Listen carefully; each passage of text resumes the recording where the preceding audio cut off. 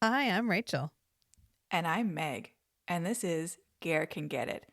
This week, Ger visits us in our dreams and maybe gives us smallpox. If they gave awards for makeouts on screen or stage, this guy would get a lifetime achievement. He'll find any excuse to get right to sucking face. You honestly wouldn't believe it. Dissecting each and every kiss with tongue. There's only one conclusion to come to. It's that Ger can get it. Ger can get it. So, this week we're discussing a movie called Ikwe, which, fun fact, that's just the Ojibwe word for girl. Did you notice that she has no facial expressions at all at any point in the entire movie? She is just No. stone-faced staring like she's so Yeah. fucking angry.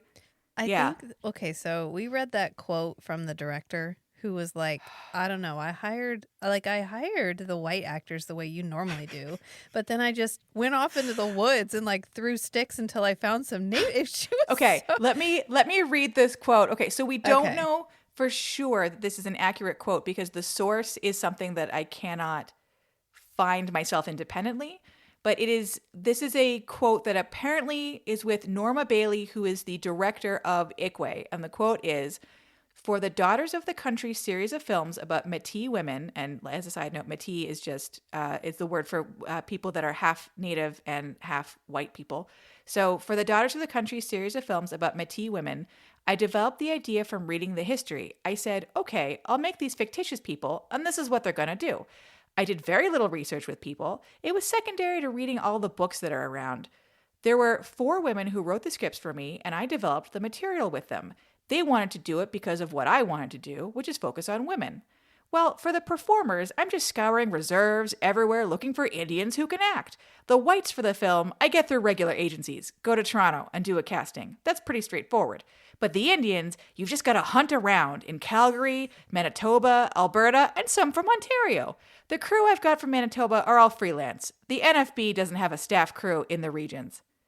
End quote. And the NFB is the National Film Board of Canada, because this is a movie that is sponsored by, or I guess financially supported by, the Canadian Film Board, and it's got that vibe. But yeah, let's talk more about how that's the most racist thing that we've ever read. Yeah, and this feels very 90s, like stone-faced But like native. the rest of her tribe, like they emote. Like the grandma, the lady who plays the grandma, Gladys Taylor, she Yeah. emotes a whole bunch. She's like, "Oh, I'm sad that my granddaughter's going away. Oh, I'm happy that she's coming back." But like, This just feels like Ikwe- she got this direction because she's also mystical. Like she pre-dreams. Oh my God. Yeah, him we need to showing discuss up. that. We need to discuss this. Okay. And so okay, it's very Native American mysticism meets like stone-faced native, which is like the two 90s. Like they had a love child and it was Ikwe. I know this. There's a lot of like, I don't think it's actually pan flute, but like the vibe of this whole movie is pan flute. pan flute, Like if that tells you. So okay, I'm trying to find like a short way to describe this movie. Okay, sorry. No, it's on me. So Ger plays a Scottish fur trader. Ger plays a Scottish fur trader named Angus. He is with a Cree guy named Bluecoat because he wears a blue coat. And they set up an agreement. Yeah. They set up an agreement with a tribe of Ojibwe. So they go to the tribe. They're like, hey, you guys give us beaver pelts, which we're going to use to make fancy hats because it was the fancy beaver hat period of Canadian history, which is all that I remember from any history class I ever learned. Literally, it's like the fur. Every history class when I was a kid starts with the fur traders, and after that, I have no idea. Like that's like 300 years of history. I have no idea after the fur traders. It's like the 1700s fur traders, and then I like blackout. But like the fur trade, like I got it up here. So beaver pelt hats, they're real big, they're real fancy. Everyone wants them. So Ger is like, I'm going to make me some money by getting some fur pelts, some beaver pelts. So he and the Cree guy, they go to visit the Ojibwe. They're like, you guys give us pelts, we're going to give you muskets and also like fancy silverware, which sure, whatever, man. And also mirrors, which you're afraid of Okay. So Yeah. this movie's a lot. So you're going to give us stuff. We're going to give you stuff. And then the tribe is like, we don't super trust Ger because he's hairy and ugly, which they keep saying over and over again. He smells. Yeah. He smells, he's hairy, and he's ugly. And I was like, oh, I mean, this is the one movie I think where someone comments on Ger's appearance, and it's not world's most fuckable man, we love you, you're so handsome. It's literally everyone going, what a hideous, ugly, and I'm just like, all right. I mean, fair. You could maybe stop commenting that every 30 seconds. The fake beard. It's that, the hair and the beard. We're going to get there. The hair and beard are so much. But okay, so Ger's like, I'm going to give you guys muskets and silverware and jewelry maybe, and you guys are going to give me beaver pelts. And they're like, cool, yes, except we don't trust you. So the Cree guy's like, you don't trust them. They don't trust you. What if, hear me out, the Ojibwe chief, your daughter, Ikwe, which again is just the Ojibwe word for girl, because nobody gave a shit in this movie. What if you give girl to Ger? And then Ger has girl, he's family. And then again, they have to make comments about like, I don't want an ugly son-in-law. His mother must have been a dog. Ha ha ha, fucking whatever. So dad, the chieftain, is like, okay, that sounds fair. All right, Ikwe, go pack up your one blanket and your one dress. Get in the fucking canoe. Bye. So he like doesn't give a shit. He is so... It's really funny to me, like, that later in the movie, he's like, oh, we miss you. And I'm like, you took 30 seconds to be like, I can get guns? Get in the fucking boat. And I'm like, okay. So he sends her on the canoe. Ger puts her in the canoe, takes her off, decides her name is Mary. And I'm just like, oh, no. Oh, God. So fucking racist. He learns the Ojibwe language a little tiny bit. He has, like, a couple of sentences. I would be really curious if, like, someone who actually speaks Ojibwe, which I really hope we have several Ojibwe listeners to this, the greatest podcast ever recorded. If, like, an Ojibwe listener could tell me, like, if what he's saying or if it's any good, because the movie gives you subtitles when it feels like it, and fuck you if you want them otherwise. So he takes Ikwe, aka Mary, off to be his wife, and I am very glad that, like, there's only one kiss you see between them the whole movie, because Hazel King, the actress who played Ikwe, was 15. Gonna pause there. Let's all just soak that into our souls. 1 and then 5. That's the entire amount of her age. 15. Ger was 29. So I don't love it. I don't love this dynamic. I don't want to watch them kissing on screen. They get one kiss, and like from the back, you don't really see it. Thank you very much, slightly racist director lady. But anyways, apparently off screen, they get it on because they have 3 kids, a little boy, Daniel, whose First Nations name I don't remember, and then a little girl named Catherine, whose First Nations name I also do not remember, and then a baby who I don't think gets a name, just baby. So boy, girl, baby. Ger is like, oh, all the First Nations people, they're dumb and mean. And then all the First Nations people are like, Ger is stupid and delicate. So I'm like, well, at least they both think very little of each other. I guess that's progress. Thanks, Film Board of Canada. So Ger is like, oh, I don't like the way that they're raising my boy in their culture. So I'm not going to tell Ikwe this. I'm just going to get one of my drunk fur trader friends to pop my son on a boat, take him off to some residential school. That's never fucked up anybody. This will be great. He sends the kid off. Ikwe is mad at him because you just stole my son. So Ikwe is like, fuck you, dude. So she packs up little girl. She packs up little baby. She packs up all of her Hudson Bay blankets, which all the blankets in the movie with the stripes on them, those are... It's like a Canadian icon, but essentially the short version is that they were used, I believe, in lieu of currency. So like there's stripes on them, and then there's also, you can't see in the movie because it's what do you call it? Low-fi, low res. Yeah. But like there's these little, if you ever look up a Hudson Bay blanket, there are little black short lines that go down the bottom right-hand side, and those are called the points. And so the more points on the blanket, the more money that it's worth. So it's called the Hudson Bay Point Blanket. It's, if you're not Canadian, you don't give a shit. But like as a Canadian, it's like bing, it's like a thing. It's like a thing. Anyways, so all those blankets are basically how you know how rich everybody is, because they're all wearing these giant. It's like wearing a fur coat today. It's like a really expensive thing. Gotcha. So anyway, so Ger sends his kid off to be educated. Ikwe's like, fuck you, dude. So she packs up the baby, packs up the little girl, gets in her canoe, goes back to her family. We never see Ger again. We see him when he's sleeping. He's gone. No idea what happens to him the rest of the movie. Ikwe comes back home. Everybody has smallpox. Everybody dies of smallpox except for Ikwe's older daughter, Catherine, who doesn't seem to have the smallpox. So Ikwe is like, take your blanket, take your little dress, walk down by the river. I hope you don't die. Mommy's going to die now. So is your baby sister. We're all dead. The fucking end. And the end of the movie. Of the whole movie. Everyone's dead but you. So most of the movie plays just sort of like, here's a historical epic. Like, here's the way that things were in 1769 to 1778. Here's like the story of a fur trader that could be any fur trader. Like, it's supposed to be like a typical whatever. Yeah. Except there's like one key little difference, which is to say that Ikwe is psychic. Ikwe is psychic. Ikwe has fucking, I'm going to say it one more time. Ikwe is psychic. She has preternatural dreams. I thought all natives were. Because it's 1986. Of course all natives are psychic in 1986.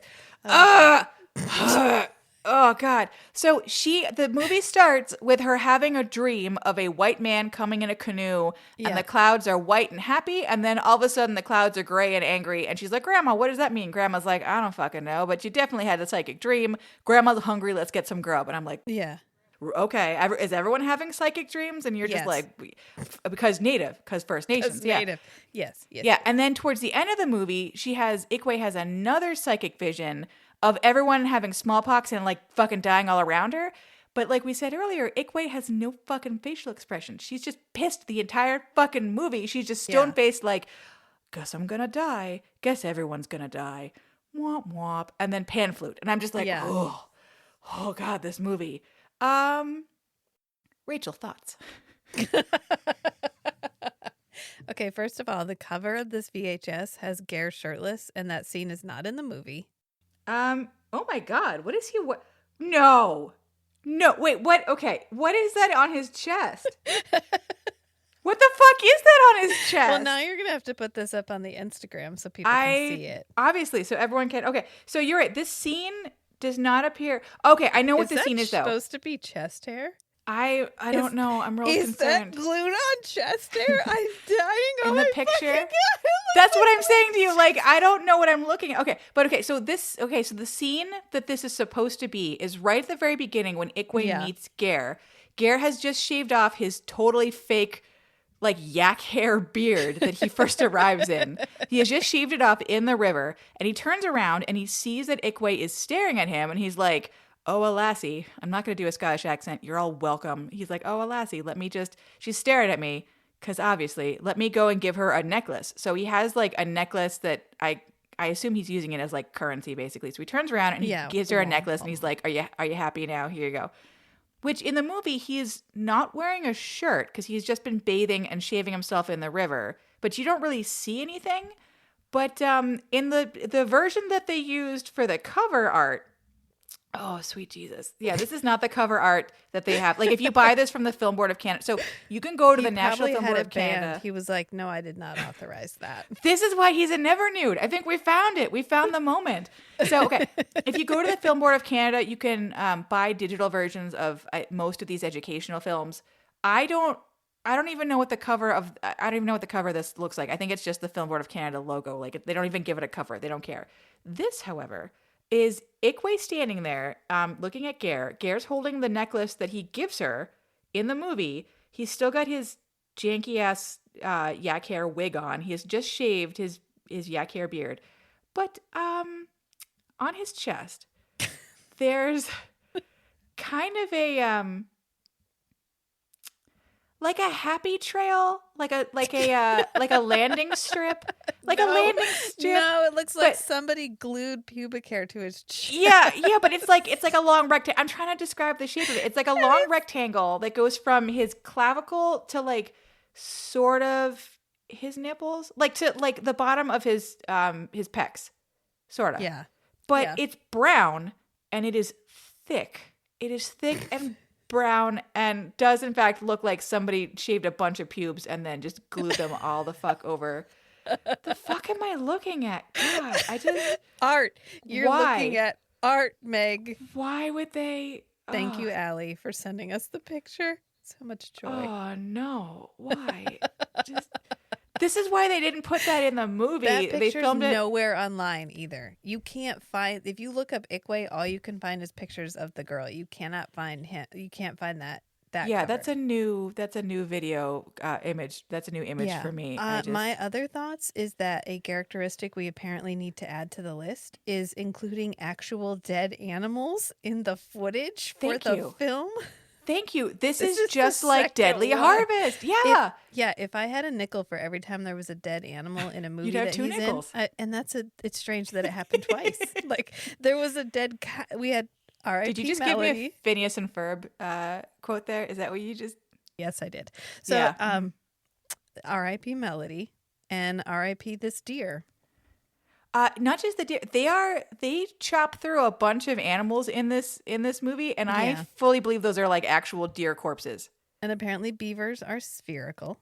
So I don't know how to say this that doesn't sound like I myself grew up in a teepee, and I don't want to give American listeners the wrong impression about my Canadian childhood, but we're just going to go ahead and I'm going to try. So when I was in grade 7, our history teacher was again teaching us about the fur traders, because like I said, every history teacher has to have like a whole chapter on the fur traders. And he came in to class one day with a big black garbage bag that he did not explain or like address in any way. And then as he got to the talk about the fur trade and beaver pelts, et cetera, he opens up the garbage bag. He picks up a beaver pelt and he whips it at a kid without saying anything to him. So like the kid thought like a giant animal had just jumped out of this bag and like attacked him. So there was screaming. There was a lot of screaming in the class. But I can say that I have seen a beaver pelt. I'm sure they like passed it around. So I'm sure I touched a beaver pelt.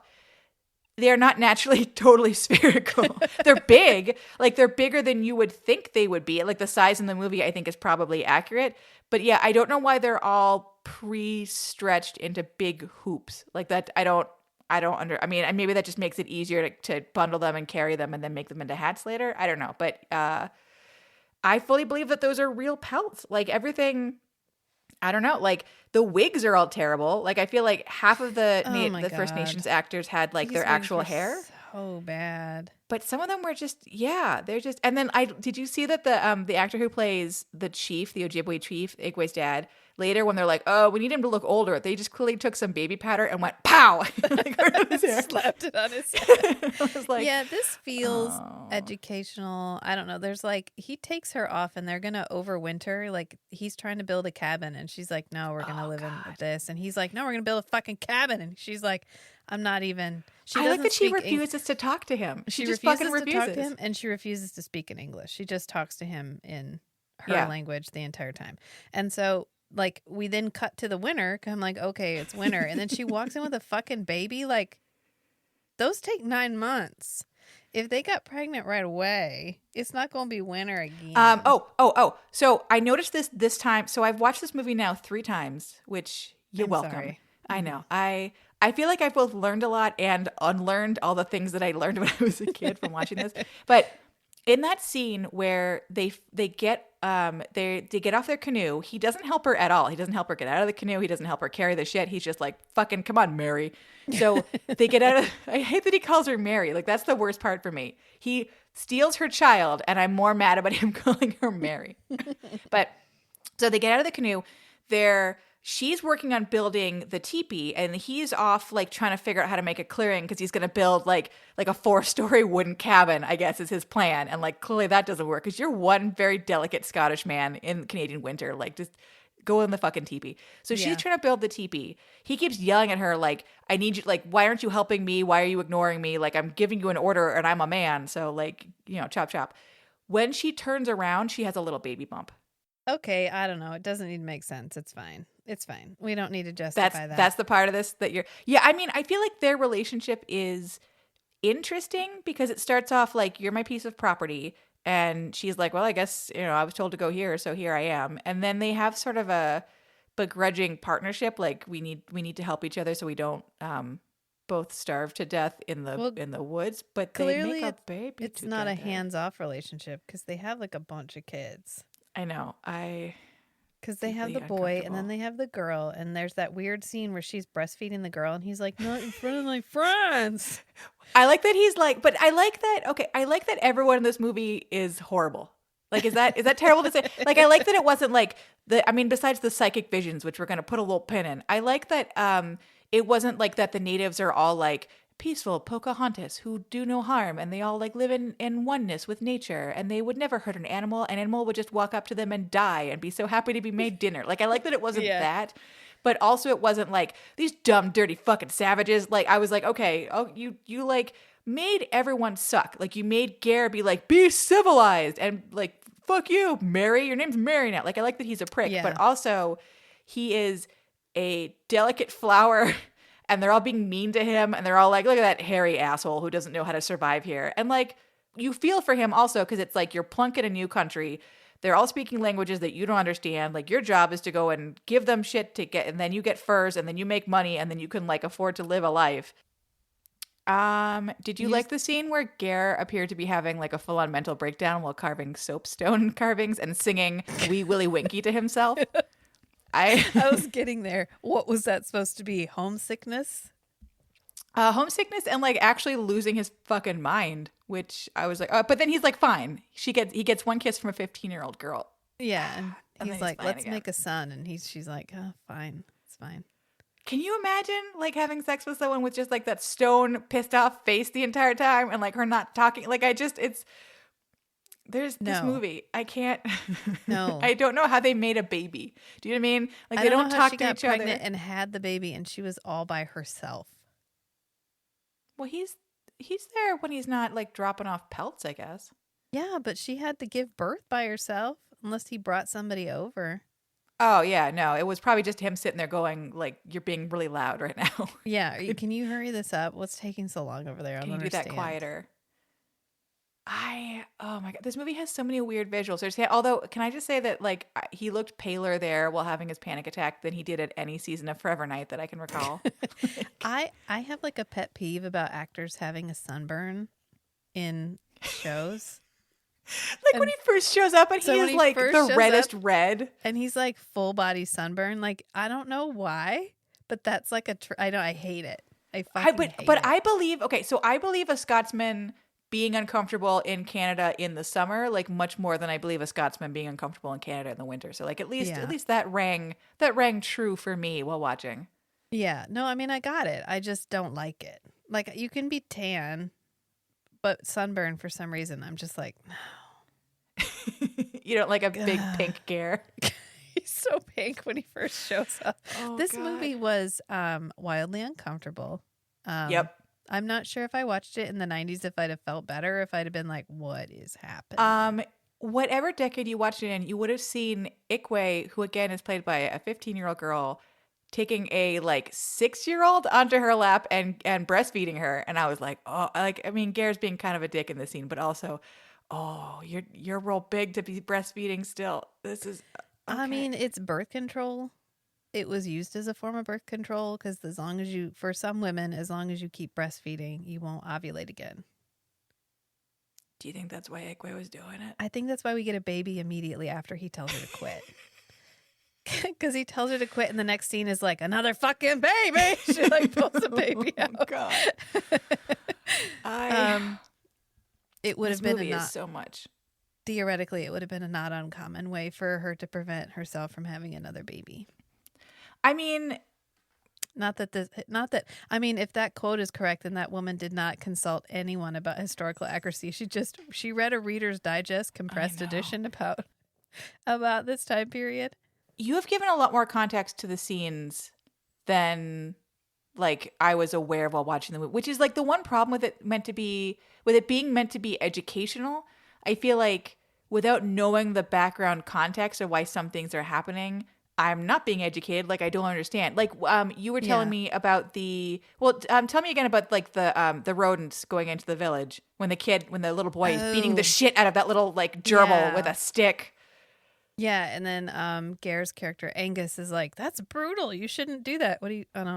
Why is the Scotsman not Does he 'Cause like he's mice? a delicate flower. Was this a He's pet delicate mouse? flower. I don't understand. Well, but Anyway. like, but it's. I mean, the kid is. I mean, it was brutal. I mean, the kid is killing. I don't know what it is. It's like a mouse or a gerbil or some kind of a rodent, and it's like fairly large.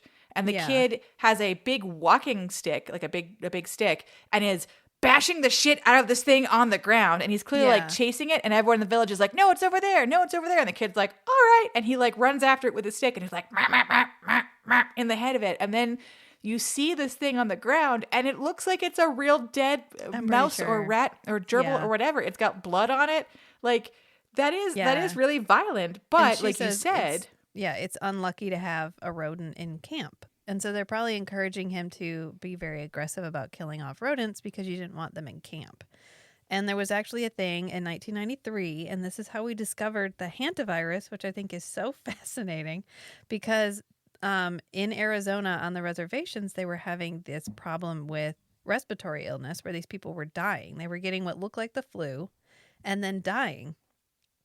And so medicine men from the tribe showed up and they were like, look, investigators, this happens.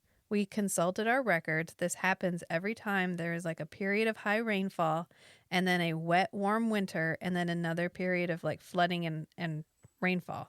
And they're like, yeah, thank you, sir. You can go back to your reservation and whatever, be a mystical Native American mysticism person. We're not listening to you. And what they found out is there was this one guy that took a sample of lung tissue, and they actually didn't do this until a lady on vacation from Iceland fell sick on the reservation. oh well, she's white, so And because they thought this was a specifically native disease. And so they were like, well, we'll figure it out eventually. I don't know when we got the time. And then a lady from Iceland got sick and they were like, oh shit, it hurts white people. And so they the whitest white people. So they took a sample of her lung tissue and they put it under a microscope. And this guy was like, I think I've seen this before. And he actually remembered a slide that he'd seen from a sample of lung tissue from a guy in Korea who died in the 1940s from this disease that was similar. And it happened near the Hanta River in Korea. So hantavirus, yeah. And so they were like, oh, it's not the same virus, but it's in the same family and it's creating the same problem. We can probably treat it the same way. And so that's how we discovered it was the hantavirus. And what happened was when you have a period of high rainfall and then a warm, wet winter and then more rainfall, you get a rodent explosion. You get like the trees produce more nuts. And so you get more rodents. Huh. And so more rodents were breaking into houses on the reservation and, defecating and doing what rodents do in your house. And so they were talking to a guy from the tribe and he was like, yeah, there's a saying in our tribe that if a rat runs over or a mouse runs over your clothing, you burn your clothing. And now I get why. So it was like a saying or a superstition in their culture, but it based was on literally reality. because you got sick from that. And so yeah, that rodent could have been sick with something. They could carry diseases, and part of the reason why they're unlucky to have is because they make you sick with smallpox and shit. See, for an educational film, I think that context would have been really fucking helpful. Instead of me just going, why are they beating the shit out of this mouse with a stick? Well, technically, we hadn't discovered it yet because it's not for 7 more years. This is 1986. No, but like, if there'd been something similar that was like, here are some of the tribal superstitions, or like, here's some of their beliefs, and they've got like, they have a basis in reality instead of just all natives are psychic and also they kill rats. And also they kill rats. And isn't this white guy mean he doesn't accept any of their like beliefs? Yeah. Well, it's funny because he's like shitting on their beliefs, but then at the same time, like, it is objectively sort of cruel to beat the shit out of a mouse in the head with a big stick. I mean, like, he's real Mr. Mixed Signals because he makes like he's in there carving like houses and little chairs, and he's crying and singing "Wee Willie Winky" to himself. And she like hugs him and gives him this super awkward kiss. so And he ends up moving into the house that she builds. They don't build that cabin. They live in her like teepee that she's building. I think he calls it a wigwam, which I don't think a wigwam looks like that. But they live in her thing that she builds. And then he ends up carving a doll for his daughter. But then he's like, okay, here's your doll. Now, son, you come with me and we'll be together because you're my son. so it's a real mixed signals moment Well, where you're I like, mean- is he supposed to be shown liking her, but he doesn't think he should like her, or is this I think just he like likes their kids. I think it's like, you're my helpmeet. I basically bought you. Yeah. Part of buying you is that sometimes you let me stick my dick in that. And sometimes a baby pops out, and then that's my baby, and I love my baby. yeah. It's really the one redeeming thing about this movie is, like I said, I think all the characters suck. Like none of them, like, it's not like the colonists are great and the natives are dumb, and it's not that the natives are put upon and the colonists are terrible. They all are assholes. And I was like, well, that's I mean, I guess if that's like, we have to pick a way that we're going to look at history, everybody is terrible. It feels very true to human nature. So, and men especially are terrible to women. And I was like, well, it's nice that we can come together, the Europeans and the First Nations, and we can all agree that we hate women and we're going to treat them like shit. In Thumbs perpetuity. up. Amen. Yeah. Yeah. Even when she goes back at the end, because when she runs away from him with her daughters, because he like pawns her son off. She goes back to the tribe and her friend's like, oh yeah, we've gotten really rich because of our trade agreement. And she's like, okay. Because like she got nice. sold for that trade agreement, and she's like, do you want something? You could pick out a necklace. And she's like, oh yeah, how much is my virginity and my childhood worth? oh, One of those necklaces? Oh, can I have neat. the blue one? You think it's worth the blue one? Can I have that trade bead? Oh God. Thanks, bitch. Well, and the best part is, like, I don't remember Have some smallpox. where in the story die.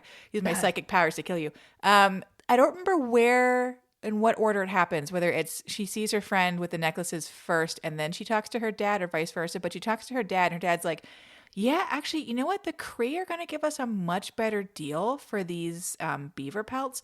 So we're not going to sell to your shitty husband anymore. I hope that's cool. And she is just like, oh, okay. So you, just to make sure you sold me, and I got raped by this guy a whole bunch, and some babies popped out, and now I have to take care of him and them, and he's losing his mind, and he has a bad wig, and he's real hairy and smelly. And the money that keeps us alive, that's going to go bye-bye now? That's going to, okay. Like, I feel like this movie should be remade where Ikwe goes nuts and just kills everybody. Like, I feel like that's, like, I want the Ikwe revenge. Ikwe 2, Ikwe's revenge. That's what I want. Where she somehow survives. Yeah. No, or it's like the ghost of Ikwe. 300 years later, she meets a vampire cop and she just is the ghost. She's like, hang on, whoa. You got to be immortal? And he's like, yeah. Sorry. I stopped kissing 15-year-old girls and I got an upgrade.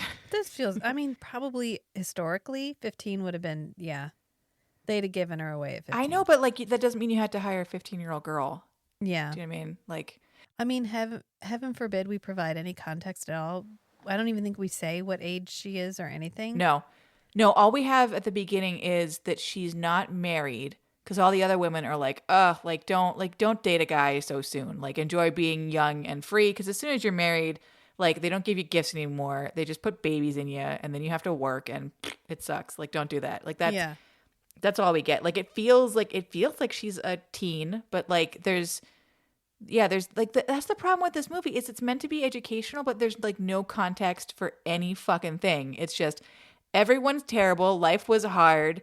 Ger pawns her kid off. She fucks back to her village. Everyone gets smallpox and dies. Ger is somewhere.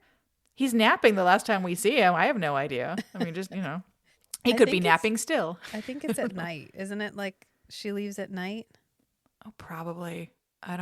Sure. I'll say sure. Yes. I'm wondering if this was supposed to be accompanied by some kind of curriculum. I mean, based on my own childhood, the curriculum would have just been like the fur trade was a thing that exists. Watch the movie while your teacher goes to have a smoke. Oh, okay.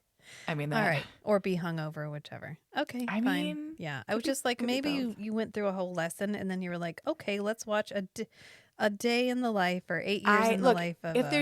If there's anyone that would have gotten whatever equivalent lesson, like it would have been me. They would not shut the fuck up about fur traders. Fur traders are like the one part of Canadian history that like I don't know why. Like you learn about it every single year over and over and over again. I have no idea what happened in the 60s.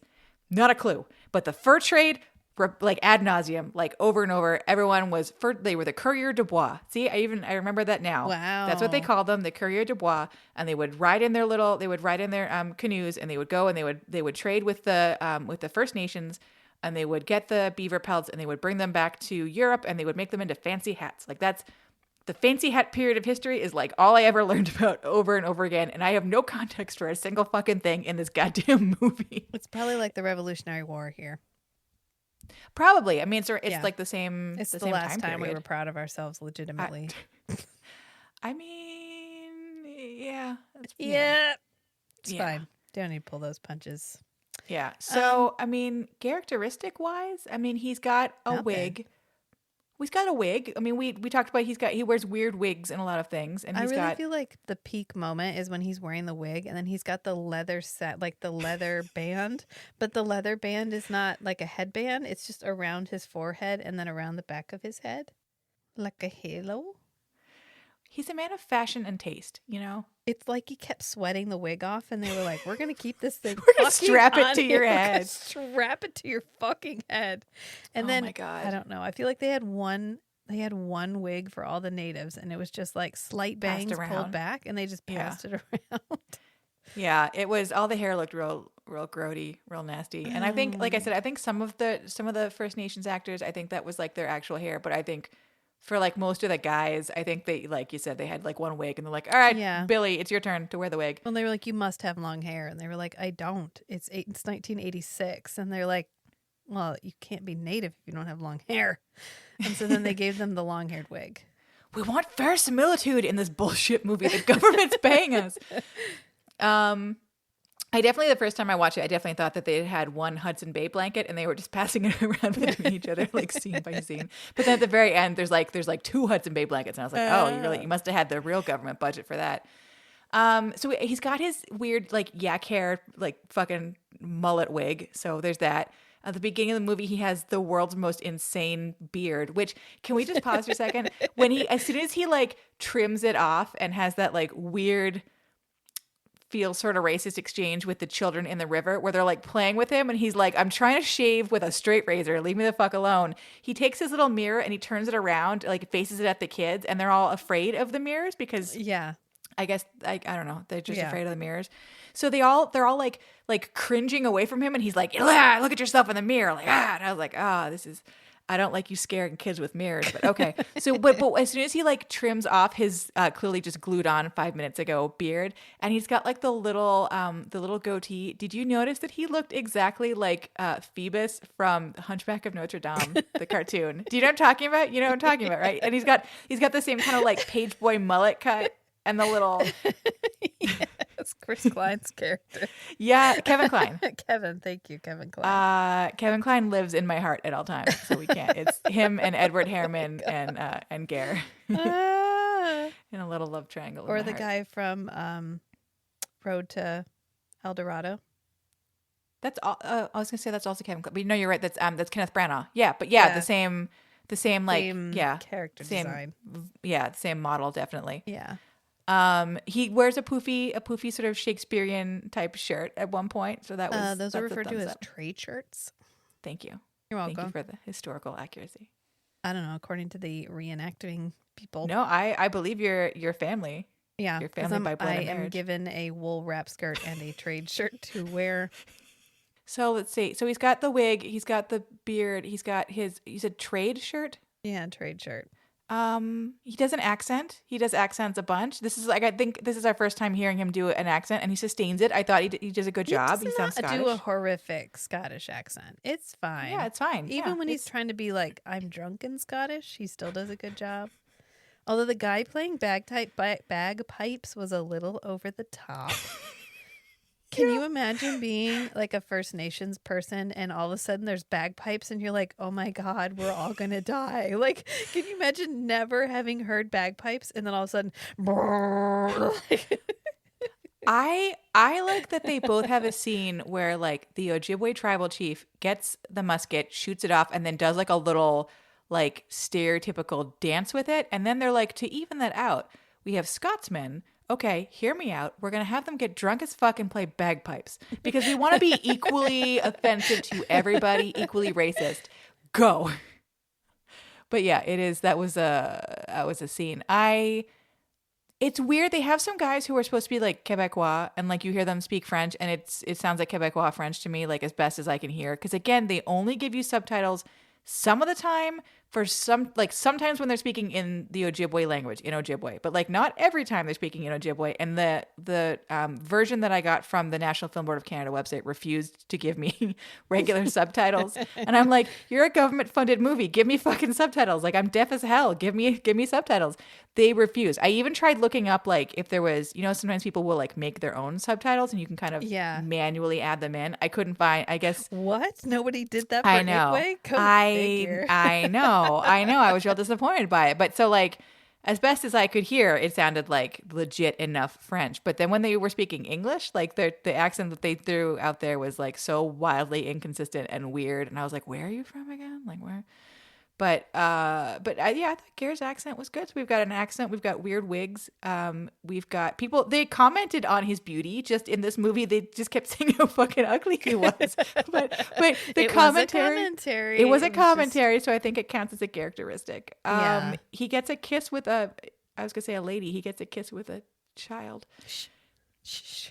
I know. I have so many questions to ask him about this movie. Like it's fine. No, he probably does not remember doing this movie. We need to make him remember. Be like, do you remember Ikwe? Like, we brought it with us. Look, let's you're watch. naked on the cover. Just on the tattoo. Fucking fur Is that patch. your nipple? Are they still that dark? They're black. Oh no. Why are 70s nipples all so dark? I say this with no amount of hubris. I have seen a lot of 70s nipples at this point in my career, and they are all extremely. Was there a high iron diet? What was happening in the 70s? First off, we have to ask Ger. But second off, I have to believe. I think you're right. Like I think it's like a color correction issue. I think like however they were doing makeup or like the color, because when you watch like an older movie, sometimes you're like, why do all the colors look so saturated? Why does everything look so weird? It could have been, how like people color in their eyebrows now? Shut up. No, I can't. I can't. They already gave him a dark chestnut brown, like a mahogany brown, like chest soul patch. Like I can't. If there was some poor girl on set with like a little makeup brush being like, bloop, I'll cry. I can't. This movie is so traumatic. This movie is so rough. No, but they like just held a circle up with the spray paint. Maybe that's why he's a never nude. He like doesn't have nipples, and they're like, "Well, you're gonna be shirtless in this scene, man. So here's the template." Like, oh God, no! Oh wow. Okay, temporally, this falls 2 years before Diamonds, and 3 years after Scavenger Hunt on the Littlest Hobo. Really? This is between Scavenger Hunt and Diamonds? Yeah, and this he looks so much older different in this than he does in Diamonds. And Diamonds is 2 years after this. Maybe because of the hair. Well, I mean, also in this, he's like sweaty and dirty the whole time. So I mean, that's going to age you up. I think he did Diamonds as a palate cleanser. He was like, I need people to tell me I'm pretty. Well, in Diamonds, they do every like 13 seconds. I know, that's what I'm saying. He was like, I need to take something where they tell me I'm pretty. And they were like, he picked up the script and he was like, hot damn, this is it. Because they kept saying that I was so like the son of a dog. They kept comparing me to a hairy dog. I'm not hairy. I kind of hope they didn't tell him what they were saying the whole time, that he literally just had to sit there while they were talking, and he was like, what are you saying? Because they're like, he goes, what are you guys talking about? I really hope that's real. And they're like, oh, Ger, they're just saying that you're quite the catch and that you're really handsome. And he's like, well, yeah, thanks. Okay, all right, I'll be in this movie. All right. Yeah, I don't love the beard, but maybe it's working for me. I don't know. Maybe that's why he got that. You ever seen the pictures of him with the goatee? I've seen a lot of pictures of him with a goatee. When he had the goatee in like the early 2000s. Oh, that particular version of the goatee? I'm sure. Yeah. I'm sure I have. Yeah, the silver fox goatee. Maybe he was remembering Ikwe and he was like, well, they kept telling me I was really good looking, so I think I'll harken back to that. Oh my God, you're killing me. So I mean, okay, I like, had to find the silver lining in this movie, Meg, because God, I everybody know. dies. I know. Well, except for the little girl that they send off into the fucking wilderness. Oh, yeah, where she went to go die of smallpox because she'd been around her mother, who was Oh no, clearly the one who she's carried it she back. she has her bedroll. She has her little baby Cindy Lou Who dress, and she just and her weird little blonde doll. Which can we just like? I know that Ger is blonde, and his kids are, I guess, genetically half blonde. But like, I felt sort of bad that he was like, Oh, yeah, good point. here's a blonde doll. Here's a doll that looks nothing the fuck like you. Here you go. Here's a white doll. And I was like, oh, we were doing that in the 80s. We didn't really have, yeah. Oh my God. Just, all right, bye. Mom's going to die from smallpox. Bye. Although I will say that the makeup I thought was good. The smallpox makeup like seemed legit. It was Like not I didn't, bad. Everybody got it on their forearms. yeah, but I that's didn't know what fine. smallpox looked like. So I made don't do this. Don't ever fucking do this. I made the mistake of Googling what does smallpox look like. And, the movie is actually restrained. The movie is actually quite restrained compared to like what an actual smallpox victim Lots would of look like. pus-filled blisters. Yeah. Yep. I don't know why the movie painted them all pink. That was a choice, but it's still the blisters were blistery looking, and I was grossed out, which I think was probably the desired effect. Yeah. So there's that. I don't know. I mean, it's like it's educational in like this was like the basic situation in 1770s Canada. Like there's native people and they were trading with the European people, and also there was smallpox. Like, I mean, you probably got as much from me telling you that as you would get from the movie, but it's, Yeah. I mean, I don't know. I mean, I guess I'm glad that they used native, I was gonna say actors, but apparently just native guys who were hanging around, and the lady just People that she found out and about. like loaded them up in her van. She was like, hey, are y'all First Nation? They were like, yeah. She was like, get in the fucking car. And then she just drove off with them. So, if you notice when you're watching, I don't know if you like immediately turned it off as soon as the credits came on, which is an instinct I understand. But if you look at the credits, there's like two families. There's like two families of like 8 people each. She like found 2 families and had them play every single native person in the entire movie. She's like, all right, cool. You guys look alike. You could be the same tribe. Get in the fucking car. Like, I was like, okay, well. I did like the font for Ikwe when it first opens and it says Ikwe. I like that font. And then I was like, it's going to all go down from hill from you here. are scraping the bottom of the barrel. It sure did. So if you guys want to go watch a movie that is native produced by natives, go watch Smoke Signals. If you need a palate cleanser. I have not seen that. What's it about? It is it's based on a book called Lone Ranger and Tonto Fistfight in Heaven. And it's about a guy who finds out that his estranged father has died, and he goes on a like road trip to collect his ashes. And okay, so like a more modern.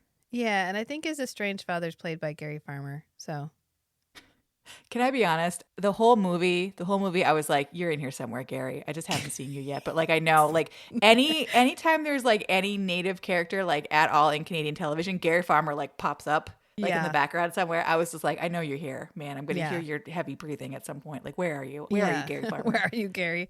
He's hiding. He's in the child whole they time. take off in the canoe. He just grew up real fast. Oh my God. But anyway, go watch Smokes. It's an older movie, but it's a good movie, and it's a native movie. Like they made it. It's produced by starring, and it's a really good movie. A palate cleanser would be good. This is only 9 years after he was in Deadly Harvest. Yeah. He had quite the decade. He had Deadly Harvest, and he had Littlest Hobo twice, I think. And then he had this one. One of these things is not like the other. I just, wow. I mean, this had to be better than, you know what? No, because at the end of Deadly Harvest, everybody dies. Yeah, there's a messed up theme to some of these early movies. There's a theme. Yeah. And you can't even blame it on the 70s because this is 1986. Yeah. Dark as hell. Yeah. I mean, dark but accurate. Like, that's the kind of stuff that happened. Yeah. Yeah, I mean, it's, yeah. I said, I Child wish brides that, and smallpox. yay. I wish they had given us more context. I wish that they had not had Ikwe be actually verifiably psychic, because I feel like that takes away from It does. the It takes reality of away, it a little. Yeah, she was like she was trying to make it fantastical, and like if you want this to be a film Born to Canada, like accurate, like we're portraying Yeah. a historical event, then maybe she Maybe don't doesn't. make her psychic. She doesn't need psychic powers. I don't know. It's just like a thing. Yeah. It Like- is very weird to have like, here's my educational film, but also all brown people can read your mind. And I was like, what? Like, what? Holy shit! Like you're just perpetuating these weird '90s stereotypes. These that you weird didn't need to be stereotypes, yeah. perpetuating. Yeah, and I don't know.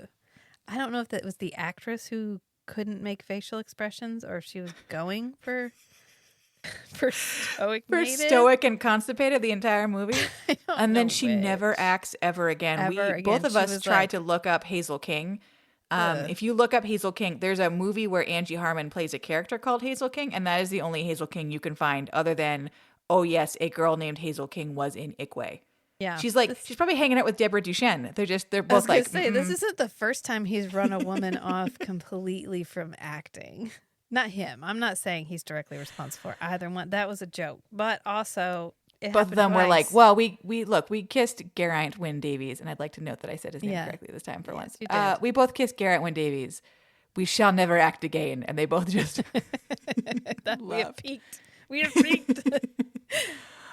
Oh my god! I mean, she's not a bad actress. Mm. Like when she's talking to the little kid, I believe that she's talking to the little kid, and when she's like mad at Ger, I believe that she's mad at Ger, and when she hugs him when he's having his full-on manic panic breakdown, like I sort of believe it. But it's just her face is very much like it doesn't move very much. It's just like I am here, and I'm sort of pissed off to be here, and life is hard, and my face Yeah. is going to reflect that. And I'm just like, I mean, I've been reading a lot of classic sci-fi novels, and I feel like every single classic sci-fi novel is one gentleman scientist who's some sort of savant in his field, and then his plucky native sidekick who yeah, kind of grounds him but is not as smart as him. And it ends up being a lot of, oh, isn't that cute? He's doing his best to the native, like, but butler and or that's whatever. one thing to recommend this movie is like I never felt like the movie was talking down to the First Nations characters. The First Nations characters were the ones making fun of Ger and being Yeah. like, "Isn't that guy stupid? How come Right. all he wants is fur pelts? Like, what's wrong with him? Doesn't he understand that they're like everywhere on all the animals and like."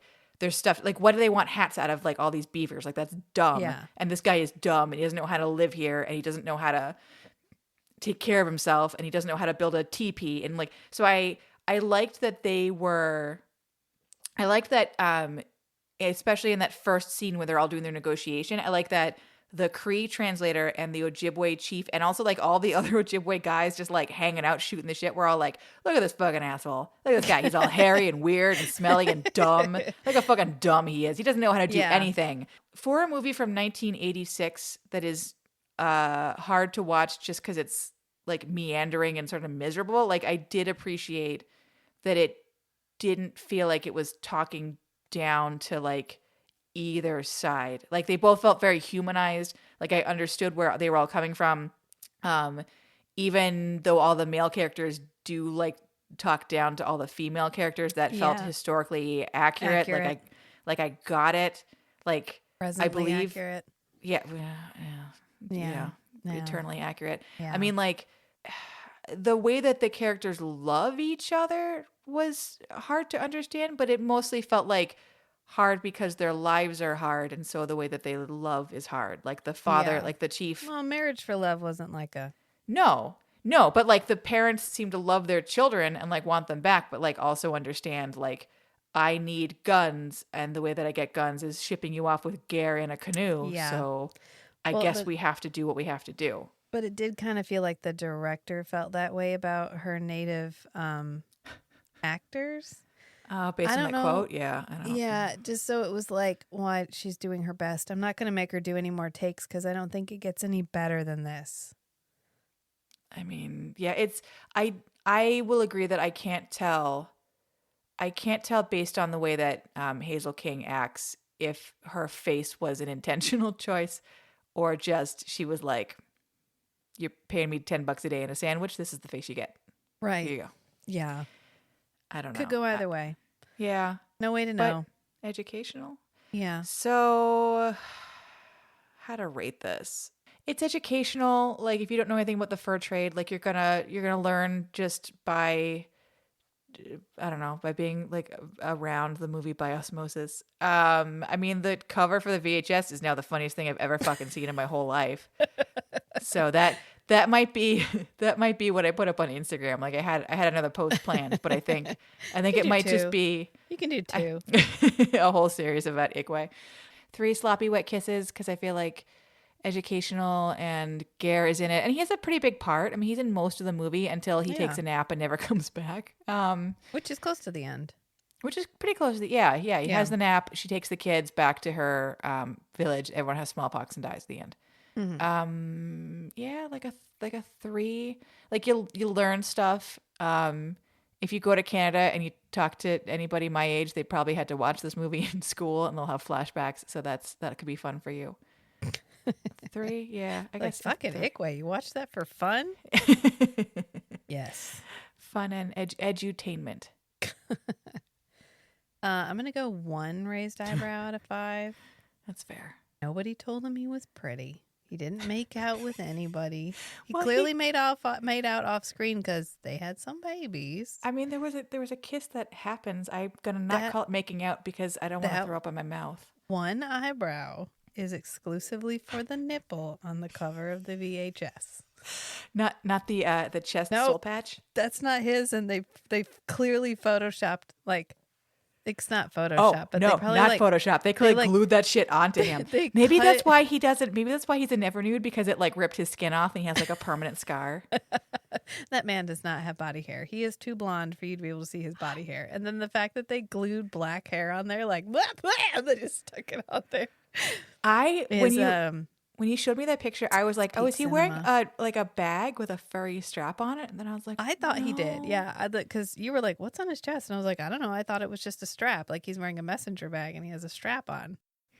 Yeah, I feel like I hate to say that like the cover of the VHS, which neither of us had seen until after watching the movie, is the best part of the movie, but like it is the funniest thing I've ever seen. He's got, like you said, he's got purple nipples and like a chest soul patch of deep brown chocolate hair on the blondest man that God put on the face of this earth. And his hair is still blonde. It's not like they changed the color Oh, of his hair. No. The wig is blonde. The hair underneath the wig is blonde. The eyebrows are blonde. The chest hair, chocolate. Sultry chocolate. It's so bad. Oh. I can't. I'm like, it's fine. There's a 1 raised eyebrow exclusively for that. Which thank you again, listener Allie, for sending that to us. You gave us the only joy of this whole fucking episode. So yes, thank you. Can't believe you own that. Although you did also threaten to wear a Ger Can Get It shirt to meet Ger. So like, I feel like we're now even. Yeah.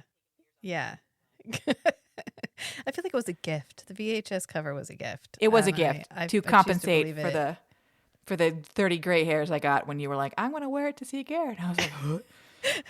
Do it. I mean, I sort of want you to do it only because I want him to be like, what's that looks sort of like me. What is that on your shirt? And her being like, Ger Can Get It. Like Superman. Just pulls it apart. I'm needed. I can get it. And I do. Oh my God. This movie exists. Anyways, the end. Bye, friends. Bye. Oh, bye.